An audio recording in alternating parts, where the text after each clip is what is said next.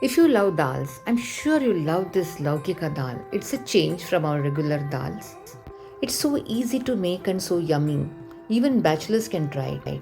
Soak tur dal for 20 minutes, drain, add onions, garlic, chillies, red chilli powder, turmeric powder, water, and the Lauki or bottle gourd and allow 3 whistles on a high flame. So here I'm heating ghee. You can also use oil instead. Add mustard seeds, methi seeds, cumin seeds or jeera, red chilli, curry leaves, asafetida or hing, chopped garlic and 1 small onion chopped. Stir for a minute. Now add ginger. Mix well, add 2 tomatoes, some turmeric powder, red chilli powder and salt, and let the tomatoes cook. While the tomatoes are cooking, let's check on the doodhi dal. It's cooked well. Add salt, jaggery, coriander leaves. Now back to the tomatoes. They are cooked well. Now let's add it to the dal and add some lemon juice.